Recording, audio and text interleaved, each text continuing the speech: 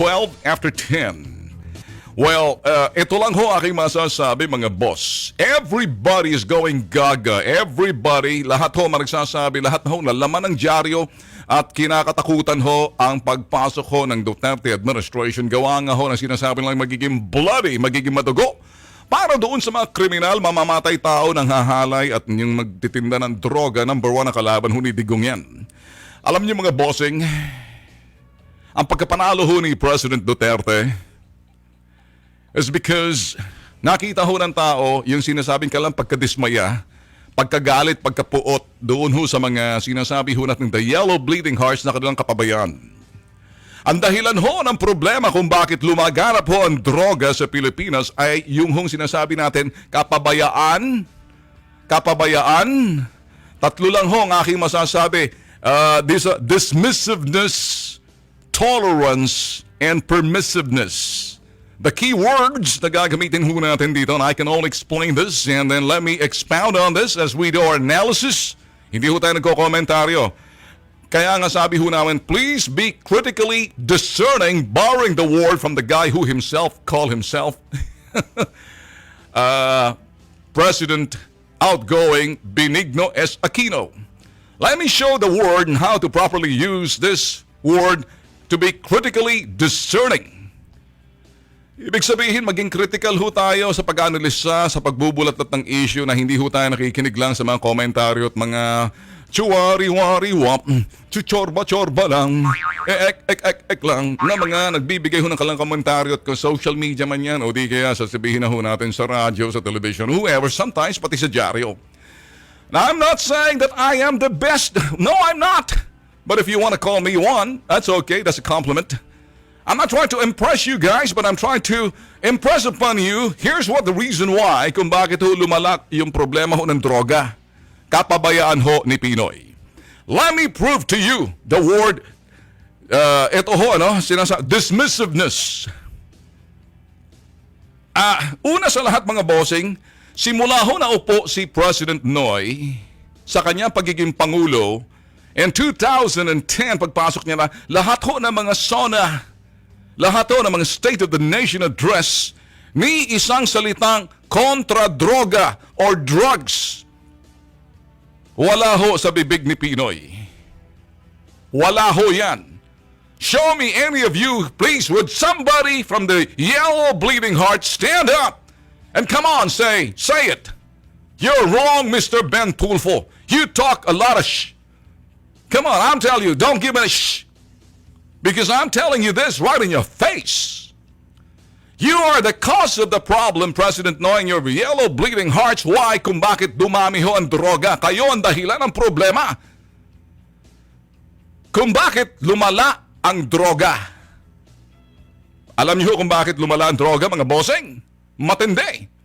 Kasi simula umupo si Pinoy, 2010, 11, 12, 13, 14, 15, wala hong deklarasyong gera kontra droga. Mabuti pa ho yung malit na ali na kanyang pinakulong na tuwing aalis siya, tuwing ginagawa niyang whipping girl, si Arroyo, si Gloria Macapagal Arroyo, at least yung ali, kahit na pakitang tao lang, ang lalaki ho ng mga billboard nung araw na sinasabi, dadalhin ko ang gera kontra droga sa bawat mga barangay na ewan natin kung nangyari ba, at least may pahayag. At least may political will na wala lang pangil. At least nagdeklara, kinapos lang at kinulang ng sinasabing pangil. Si Pinoy, ala ng pangil, wala pang deklarasyon. Dismissiveness, pagbabaliwala sa isang katotohanan na lagi siyang sinasabi natin, denial syndrome. That's what you get when you're so much in virtual reality, Xbox. This guy is special because he wants to be in the box. And everything that he does is virtually in the box. That's why it's called Xbox. Am I trying to bash Pinoy? No, I'm not. Would somebody, any bleeding hearts of supporters defend this guy if he cannot defend himself? And I will take you one by one, any one of you who will stand sa harap ho ni Bitag. I'm challenging anybody. The cause of the problem kung bakit lumala ang problema, ang dahilan ng problema kung bakit lumala ang droga ay si Benigno S. si B.S. Aquino. Come on, challenge me. Sound off, stand up and be counted, Pidea. ASOT, Liberal Party, and the rest of you na mga nagbalingbingan ng mga buwaya. Now you become red from yellow. Nauna, beige muna. Why did I say that? Dismissiveness. Ilang mga SONA, ilang State of the Nation address. Napakinggan ho natin kay Pinoy ang talumpati niya. Kayong mga korap, saan po kayo kumukuha ng kapal ng mukha? Pakiulit. Saan po kayo kumukuha ng kapal ng mukha? Yan ho, narinig natin sa State of the Nation. Tapos sasabihin niya, kayo ang boss ko. Oh, hindi ho ba? Yun lang ho natin, kami ang boss nyo. Totoo. Well, you know, the only thing that I can credit Pinoy for his presidency in the last 6 years, and I'm not critical, but I'm critically discerning, and I'm leading you there, ay talagang ang ginagawa ko ho'y dinadala ko ho kayo sa isang realidad na hindi ako nagko-komentaryo. There's no commentary. There is no room for commentary. There's only analysis. And I will prove to you why my analysis is correct. Let's take the word dismissiveness. Pagbabaliwala from the word dismiss. Denial. That the drug problem nung araw pa lumala at umabot sa estadong matindi na. Hindi ho sila interesado. The Liberal Party, ginamit ho yung sinasabing Kongreso at Senado, talagang binuhusan ho ng mga pera ng Disbursement Acceleration Program. Sino ba ang nagbigay ho ng sinasabing kumanta unang-una? Si Jinggoy, hindi ho ba? Ng pagsusuhulan sa Senado noon, sa impeachment ho ng sinasabing Korte Suprema. Ginamit niya ho yan para ho maipakulong yung sinasabing mga korap. At karamihan doon sa mga korap, kalaban niya sa politika. Pinakulong niya. Kinta niyo si Enrile, si Bong Revilla, si Estrada. Pero ito ho yung mga maiingay. Anong nangyari? Pero yung kanya mga kachokaran, hindi niya ho pinakulong at sinasabi niya, pakiulit, saan po kayo? Saan po kayo kumukuha ng kapal ng mukha? Ano bang merong kapal ng mukha at sikmura at bitukat laman loob ng iyong mga kasama sa politika, mga liberal, na nandyan pa ang kakapal ng mukha, mga kurakot din, pagkatapos sasabihin nyo, kung walang kurap, walang mahihirap. You know, that's the battle cry ng liberal noon. Kaya paniwala ho ng mga gunggong na medyo siguro sa mga panlabas lang nakikita nila, wow man, what's the big president? When it comes to the integrity, when it comes to anti-corruption drive, hey, come on. Anti-corruption drive by butt. Here's the problem. What about the drugs? Dismissiveness and tolerance doon ho sa sinasabing degree, yung lawak ho ng sinasabing droga noong mga panahong yon. Go back 4 years ago, 3 years ago, 2 years ago, a year after his presidency, year after nung siya umupo, hanggang sa huling sandali, lately lang nakikita niya, bubulagtaan, namamatay na ho yung mga sinasabing droga. Ngayon sila, listen carefully, tolerance.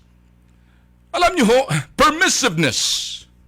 Permissiveness simply means marami ho na corrupt na mga law enforcers. Sumapi na ho sila sa droga. Alam niyo bakit? Let me tell you now. So the words are dismissiveness, tolerance, and permissiveness. You know the reason why now nanalo ang isang Rodrigo Duterte? Alam niyo ba kung dahilan kung bakit nanalo ang isang Rodrigo Duterte, small town mayor from Davao, so they say, and what's his, sabi ho ng Rodrigo, Robredo, and sinasabi natin Rojas and Robredo, the battle of the forces of good and the evil. The good, yung Roro daw, ang evil, Duterte at Cayetano. There's all this crap and hogwash. Kakaning baboy yung mga sinasabi ho nila. Ngayon, nagpapapansin, sino? Si Robredo. Hindi pinapansin dahil buisit si Duterte. Alam niyo ba bakit? Let me tell you this. Ito ho yung sinasabing dismissiveness ng administrasyon ni Pinoy. Tolerance na mga pagpatupad ng batas kasi dismissiveness sa utak ng kanilang chief executive. Permissiveness is having a high tolerance doon sa sinasabing droga na pinagbabaliwala because they live in a virtual box, what we call Xbox. And inside the box, anyone want to challenge me on this? Come on, tell me I'm wrong. Because I ain't gonna, I'm not gonna let you say it. Because I'm gonna slap you with the words dismissiveness, tolerance, and permissiveness. What is dismissiveness? Pagbabaliwala at binabaliwala. Tolerance. At talagang mahaba ang mga PC nito, mga putok sa buho na to, mga dilaw. Permissiveness, from the word permission, which means, okay lang, sige, ayaw ko tumingin diretso. Permissiveness. And that's why lumalaho ang droga. In 2010 and 2000, even before 2008, lagi ho namin kasama ho mga Philippine Drug Enforcement Agency. Very active ho kami noon, ng Tulfo Brothers. Ganun din ho, yung hong PDEA, mga raid and operation. Even during the time kay Arroyo. Pagdating ho kay Pinoy, can you imagine? Watch this guy. $500 million pesos for the Philippine Drug Enforcement Agency. So nakita ho natin, marami ho masigasig mga Philippine Drug Enforcement Agency, pero yung kanilang pinuno, tinotrato ho sila parang baliwala lang dyan eh. Kaya itong si Kakdak, puro dakdak ng dakdak na lang to, wala namang ginawa itong tama eh. Nakikinig ka ba, Kakdak? I believe Dionisio Santiago back then, talagang nilulusob ho namin mga barangay, taking the barangay from one. Tulad ho ng sinasabi ho natin doon sa, somewhere sa Pampanga. Nanilusob na sa Bulacan, I believe, kasama ho yung mga Tulfo Brothers and some other, mga operations na sumasama, dinodokumento ho namin. Taguig, and many more sa Batangas, sa kung saan-saan ho eh. So, ano hong sinasabi ho namin? You treat PDEA, ang PDEA ho kasi maraming masigasig dyan. Yung iba dyan, mga Marines, yung iba dyan, mga Army, yung iba dyan, pinagsama-sama ho eh. Yung iba dyan, kasama nga ho, pati ho yung mga sinasabi ho natin, mga magdalo. Ay, mga fighter ho yan eh. Ang problema, hindi fighter yung Pangulo, fighter pagdating sa Xbox. Sabi niya, dito lang tayo maglalabanan. Kayo mga drug... So, ganun ho ang labanan eh. Why? Kaya ho maraming mga addict ngayon is dahilan sa kapabayaan ng Aquino administration and the Yellow Bleeding Hearts Party. And now they're blaming kay Digong, sasabihin ng simbahang Katolika. At yung mga sinasabing bleeding yellow hearts, nagpapahiwatig sila, madugo! Ano ho bang ginawa natin? Pinagtatawanan ho natin yung small town mayor na pangalan Rodrigo Duterte sa Davao. Ginawa ho natin panukat kung paano ho dun sa Davao. Pinagtatawanan na, sabi pa ni Marojas, alam ko kung saan makakabili ng droga sa Davao. In fact, pupunta ako roon. Nek-nek mo. Ano ka, adik? Hindi ho ba ganun? Kaya nag-viral ho yun eh. Sa atin ho nang galing yun. Now I'm saying, because they're highly tolerant, dismissing that's a real. In fact, sounding the alarm na nandun ho yung PDEA, ganun din ho yung aid staff ng PNP na nandito ng Sinaloa Drug Syndicate. Sabi na, hindi totoo yan. Mga pendeho kayo. And I was even way back, kasi natatakot sila kasi sa kanilang termino, mababansagan na wala silang ginawa kasi dismissive nga, tolerance sila eh, tsaka permissiveness. What's the word that I used? Even Roberto Tiglao fully understood dito ho sa aking sinasabi. It's in his column and I agree with him and I would ask and I would even add more. Doon na sa sinasabing dismissiveness, tolerance, permissiveness. Sino ho masisisi? Ngayon ho, sabi ng iba, hindi namin i-impeach si Digong. Sabi nga ni Digong 2 days ago pa. Hindi ako natatakot kung i-impeach niyo ako. Hindi ako natatakot. Anong pakialam ko? I don't give an F. I don't give a... Give me a bleep. Give me a bleep. I don't give a... Wala. Hindi ka... I don't give a... Wala. Huli ka. I don't give a... Huli.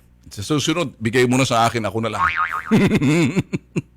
Puyat ka ata, boss. Baka, yung mga kamay mo yan, baka ginagamit mo pang SS. Easy ka lang dyan, ha? Okay, so sabi ni Digong, wala akong pakialam kung i-impeach niyo ako. Kaya ang sabi ho nitong mga liberal, the bloody, wala naman, di doon totoo yan. And sabing simbahan, ipagdasal natin, 9 day of prayer. Come on. this guy wants to implement exactly and execute the biggest problem, the menace to the society. Ito yung dahilan kung bakit na binoto ho dahil sa droga. Hindi doon sa mga inclusive growth. Hindi doon sa sinasabi ninyo mga kung walang korap, mahirap. Mga kayo ang boss ko. Kayo ang boss ko. Saron, saan kayo kumukuha ng kapal ng... Saan po kayo kumukuha ng kapal na muka? Kayo yun. Kayo yun. Inubo ka bigla? Sige. Sige na. Saan po kayo kumukuha ng kapal na muka? Sabay ubo. Kaya kayo inuubo dahil kayo yun eh. Ang kakapal na mukha nyo eh. Tapos sasabihin nyo, kayo ang boss? Kayo ang boss ko.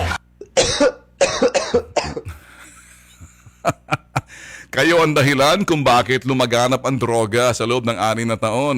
Naging masahol. Ngayon. Watch this bossing. Watch this mga bossing. Saan man kayo naroroon? Ang dami na ho nag-surrender ng mga drug lords. Surrender na hindi po totoo. Hindi po kami lalaban. Hindi po totoo. Natatakot kami. Papatayin niyo kami. Talagang papatayin kayo. Ay, hindi kayo umayos. Surrender. Hindi ba? Only. Can you imagine sa balita ngayon? Hello, balita ba yan? Hindi ba pinangako ni Digong, umaayos kayo, tandaan nyo to, 3 months, 6 months? Hindi pa nga nakaupo. Ang dami na nag-surrender, mga bossing. Ang dami na nagpahayag, hindi na po kami. Ang daming nagbulagtaan na, tapos sasabihin ng Yellow Bleeding Hearts at Simbahang Katolika na sinasabing, Oratio della Tete, lahat na huwata pagdadasal nyo na mabawasan pa ang problema sa droga, hindi yung tagapatupad na talagang bubulagtaan dyan kapag itong mga putok sa buhon, walang respeto sa buhay, dapat lang sa kanila magbulagtaan dyan. So ngayon, sinong sisisihin nyo?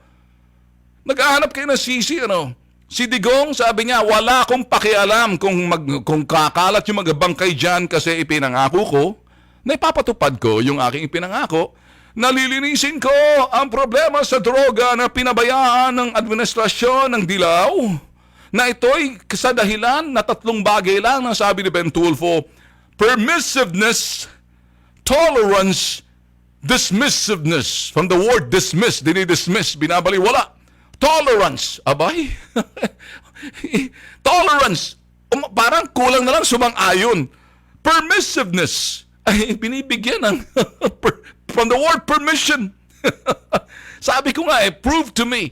Go over sa mga speeches ni Pinoy sa tuwing nagtatalumpati sa harap ng media to or sino man kaya mga spokesman. Did they ever mention anything about drugs?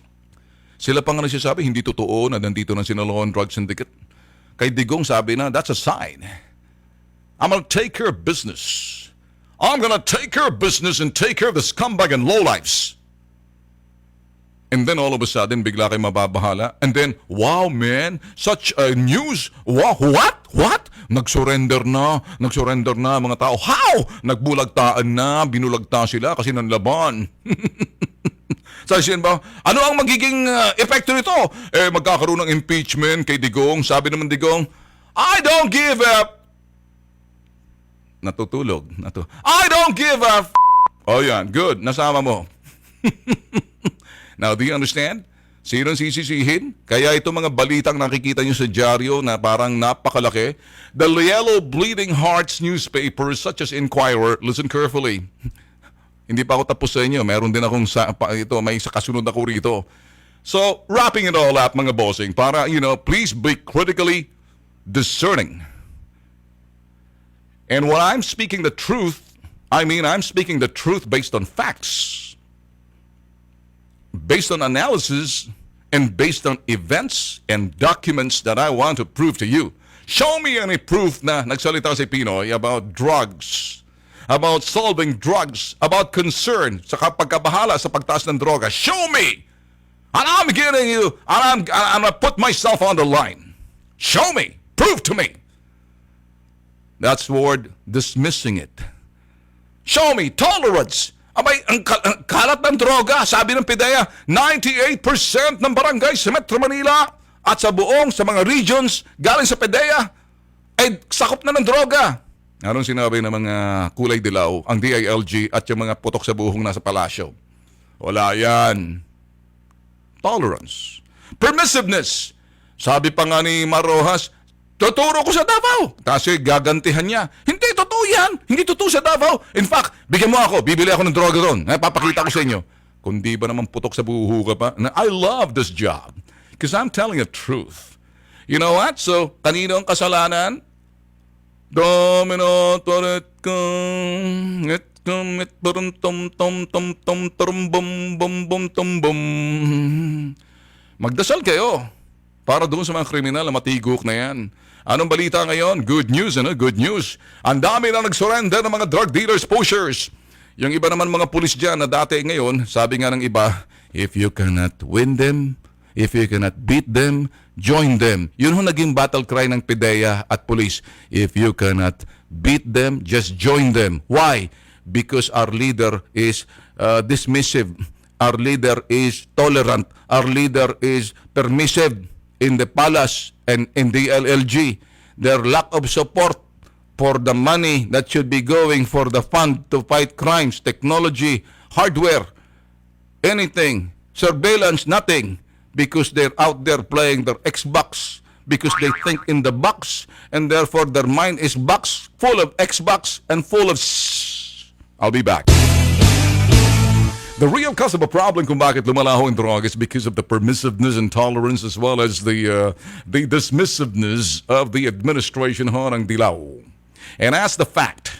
None whatsoever na they declare their war against drugs. And that's the reason why ito naman si Duterte, he used that as numero uno, plataforma ang kinakailangan ho talagang gawin. Sabi ho nila. Kaya hindi pa ho nakaupo, tira dito, tira doon, bulagta rito, bulagta roon. Sumusuko na ang mga drug lords and sumusuko yung mga sinamang drug dealers and it becomes news.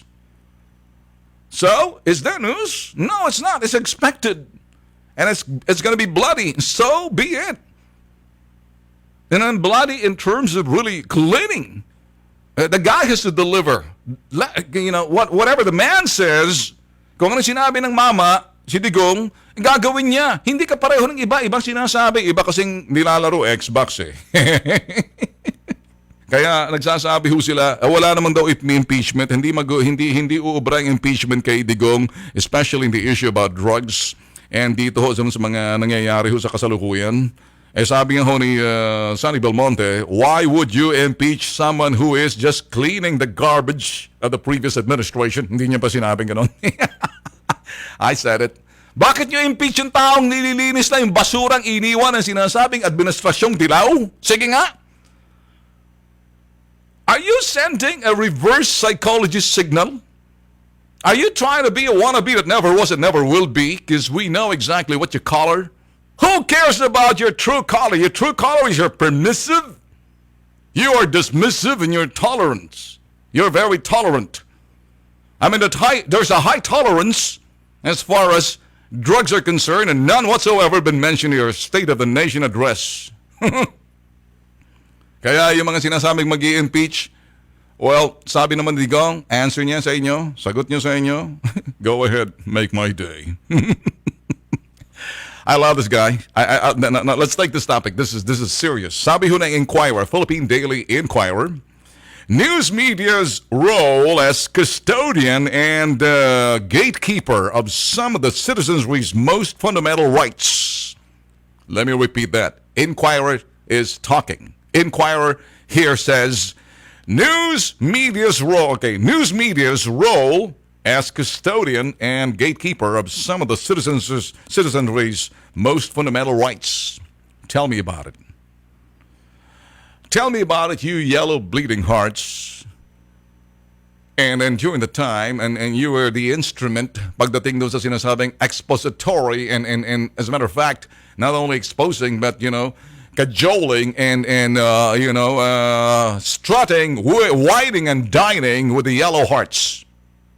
I mean, I have my balls, big balls, not a ping pong ball, a jackstone ball, as big as a baseball bat. That's how big my balls is to say it straight in your face. Stop being, you're pretending, Inquirer. I'm sorry, my brother works for you guys there. Write a column, and so who cares? I'm telling the truth. You talk too much about the Inquirer, about news media's role as custodian and gatekeepers of some of the citizenry's most fundamental rights. I mean, look at your opinion page. Look at Rina David Jimenez. She has the bleeding, her heart is bleeding with yellow blood. He's now even writing about where's unity? Where's unity? How come si Digong, if there's case of the series of reconciliation, bakit magkahiwalay sila ni Lenny? Are you trying to blame it on Digong? I mean, there's nothing in the Constitution that says bawal yan. That's a choice. There's a choice and consequence in the same matter. My choice si Lenny at si Rojas and Lenny Robredo branding the evil forces si Digong at si Cayetano, and they are the righteous and the good forces. I mean, tapos ng eleksyon. But can Digong forget? I don't know. And he can forgive you guys. He can forgive. Digong can forgive, but he ain't gonna forget. Let me say this. Digong can forgive. Duterte can forgive, but he ain't gonna forget. That's in the politics. Of course, God can forgive. Why can't human does the same thing?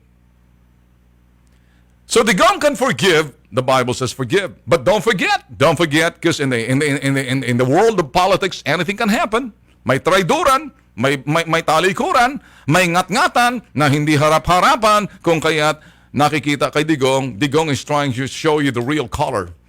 If you F with me, I'm gonna F your butt on that F wall.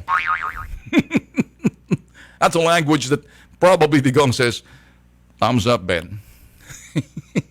I'm just speaking. You know what? I'm not close to Digong. I don't even see this guy. I'm speaking because that's what I want to speak about, truth. And nobody can say that I'll say it. As long as, if I don't say it the way I want to say it, then I'm not telling you the truth because I'm suppressing the truth of what I feel. And that's what I'm going to say to you. Sa maniwala ho kasi hindi. So, Inquirer, go ahead. Come on. Show it. Talk it. Walk your talk and walk the walk. Don't just say it. Another yellow bleeding heart newspaper. It's 58 after 10. I think I gotta go, man. I know it's bitin karamihan sa inyo, but listen. Later on, I'll pick it up the pieces where we left off. Mamaya ho pagdating ho sa Bitag Live, prime time, doon ho sa aming BMUI studio. So BMUI studio, it's not an FM station. Bitag Media Limited Incorporated Studios, personal studio and event, but all an event tool for. But let me tell you this, guys. Yes, we have virtual, not Xbox studios. We have a virtual studio using a different technology, multiple studios, and yes, we have a window studio overlooking the Timog area. Okay. I gotta go now. I'll see you tomorrow. Thanks so much for listening. Adios. Ciao.